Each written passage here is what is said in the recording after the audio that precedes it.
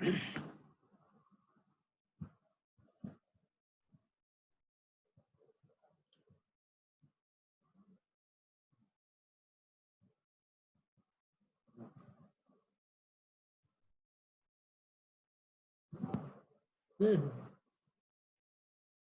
Student, हम लोग थोड़ा एजुकेशन की पॉलिसी एट वेरियस लेवल बात करेंगे इस क्लास में कि एजुकेशन की पॉलिसी क्या हो।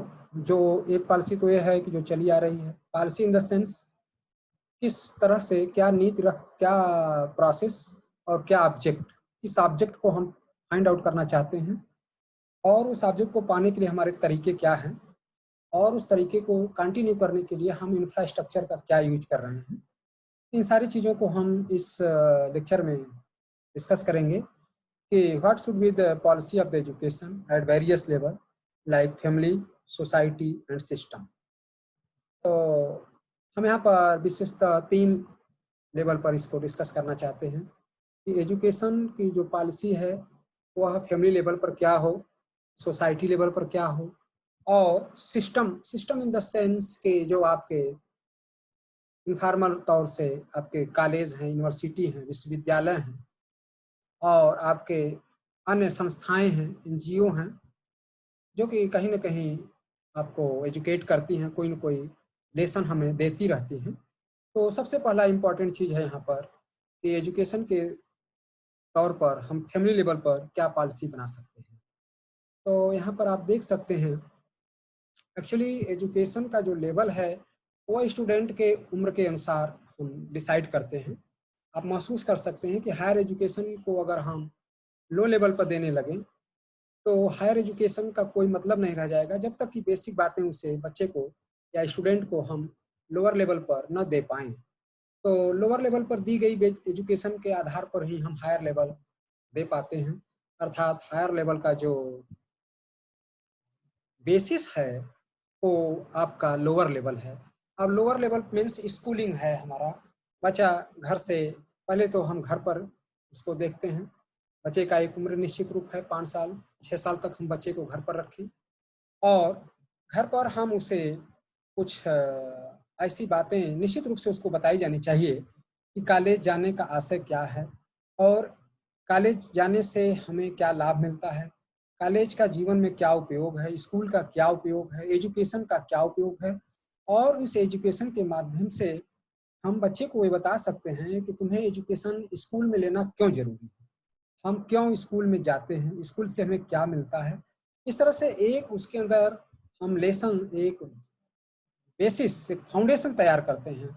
इसके लिए घर से ही वातावरण शुरू होता है और घर पर हम स्टूडेंट को कुछ बेसिक चीज़ें बताते हैं, जैसे उसका कंडक्ट, सोशल कंडक्ट का जो अध्याय शुरू होता है वो घर से शुरू होता है, क्योंकि बच्चा अनुकरण करता है, इम्प्रिंट करता है अपने बड़े का देखा हुआ चीज़ वो ऑब्जर्व करता है और उसी राह पर, उसी रोड मैप पर वो चलने का प्रयास करता है। जैसा बच्चे का पेरेंट्स, जैसा बच्चे का सराउंडिंग्स, उसके फैमिली मेंबर्स, उसके कीथ एंड नीम, उसके यंगर्स, एल्डर सिस्टर, ब्रदर्स और फैमिली मेंबर्स जिस तरह का बिहेव करते हैं वह उनसे कुछ चीज़ों को सीखता है और उन्हें अपने जहन में दबा कर, बचा करके रखता है। जैसे अगर आप किसी बच्चे के साथ कोई क्रोध करते हैं तो उसका भाव उसके अंदर बनता है, अगर आप उसके साथ मित्रता करते हैं तो उसका भाव उसके अंदर बनता है और उस भाव के आधार पर वह पहचानना शुरू कर देता है कि कौन हमारा अपना है, किससे हम बात कर सकते हैं।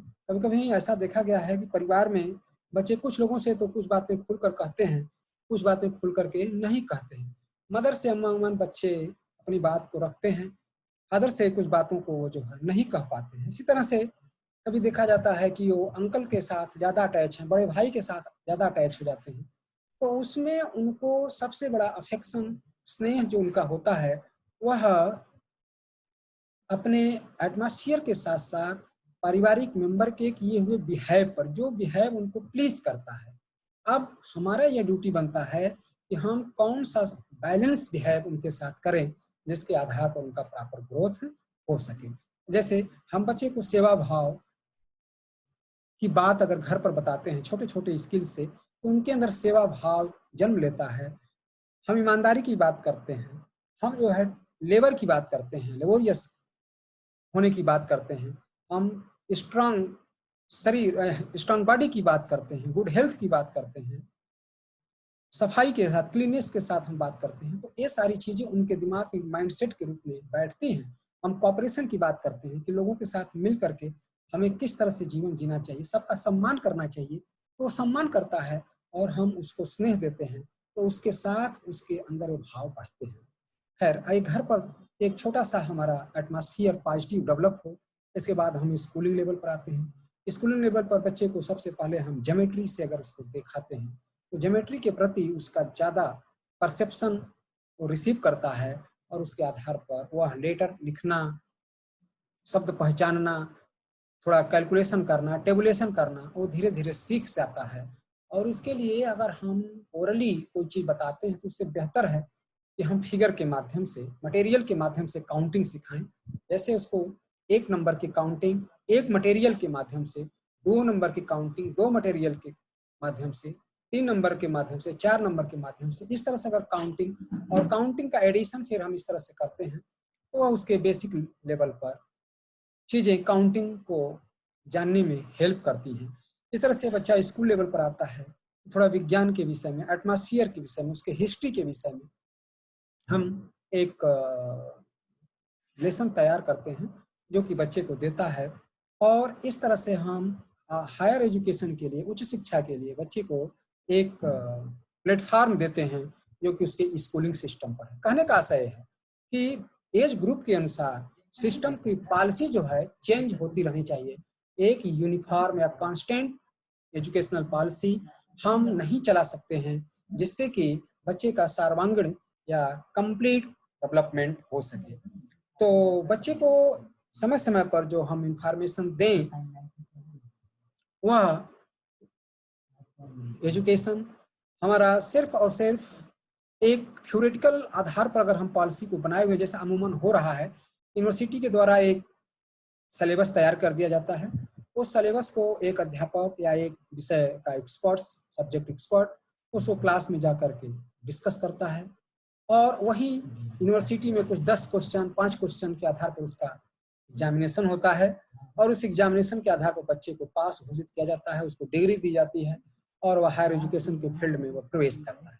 किंतु ऐसा देखा जा रहा है कि इस तरह की जो पॉलिसी हमारी है, इस पॉलिसी को हमको प्रैक्टिकली ऐड करना। जैसे आप देख रहे होंगे कि अगर कॉलेज और विश्वविद्यालय की एजुकेशन पॉलिसी, एजुकेशन सिलेबस को अगर हम भिन्न भिन्न कंपनी, जो टेक्निकल एजुकेशन की बात हम विशेष कर रहे हैं या मैनेजरियल एजुकेशन की हम बात कर रहे हैं, तो कंपनी या सोसाइटी का जो डिमांड है उसके अनुसार बच्चा प्रिपेयर नहीं कर पाता है। अमूमन देखा जाता है कि बच्चों को टेक्निकल स्किल को सिखाने के लिए हमें अलग से उन्हें क्लासेस देने पड़ते हैं, बच्चे कोचिंग लेते हैं, तमाम प्रकार के स्किल को सीखने के लिए अलग से समय देते हैं। यहाँ पर अगर हम विश्वविद्यालय स्तर से या हायर एजुकेशन की जो गवर्निंग बॉडी है, उनके माध्यम से जो डिमांड है मार्केट की, उस टेक्नोलॉजी को, उस सिस्टम को हम अपने सिलेबस में दें। क्योंकि ये कठिन काम है, क्योंकि टेक्नोलॉजी डे बाई डे बदल रही है, विश्व लेवल पर हमारी टेक्नोलॉजी का होड़ है, वहाँ कंपटीशन है। तो ये हम 4 साल, 6 साल, 8 साल का जो एक सिलेबस बनाते हैं, ये सिलेबस जो है टाइम टू टाइम चेंज करना पड़ेगा।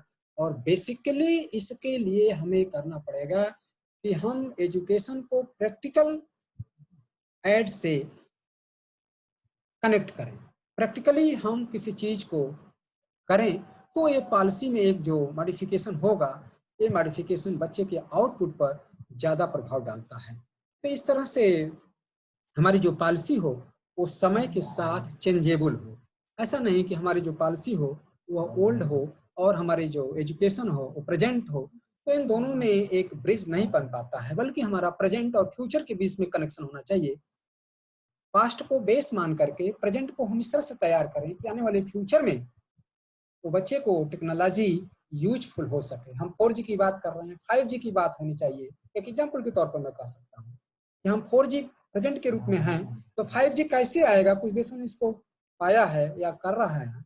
तो अब हम 5G को आज आधार मान करके उसका प्रैक्टिकली, सिर्फ थ्योरेटिकली नहीं, थ्योरेटिकल के रूप में हम एक संज्ञान दे दें उनको, इनको इन्फॉर्मेशन दे दें, that is the only information to teach the education not by the theoretical process, that is the information and nothing else. And the base major lackness of our policy, we are oriented theoretical education. Our commitment should be on practical ground, or practically we should teach the students what is the benefit of the syllabus, what is the benefit of their paper which has been taught in the continue process for the 4 or 3 years, whatever the syllabus, whatever the time duration, that depends upon the systems. If we select some papers, it should be directly connected with the application. Either in the case of the technical education or humanities or something else or commercial, whatever we are design our syllabus should be directly oriented with the practical demand, how our mankind, how our society, how a human race, population can fulfill their demand by their receiving, by their learning technical trainings, technical skills. For example, our country is a large population is here, pure water, pure air, cloth, medicine, residence, etc., etc., which is a basic needs of the human being, should also be connected with our syllabus. For example, for the civil students, how we can colonize in the small scale of the areas so that we can provide the residence for the maximum persons on a small scale of the area. Means soil or earth should be used in minimum areas and provide the maximum residential areas for the persons. Similarly, we can also take some another examples in the medicine, how we can prepare ourselves to prepare to face the problems which are getting day by day. Currently, there is a very big epidemic problems we face here, how we can solve it, what is the needs of the educational demand. It should also be included in the technical education. Not only the medical students is responsible for this education. We hope that in coming days, the technical students should also be aware about the primary scale education, health education.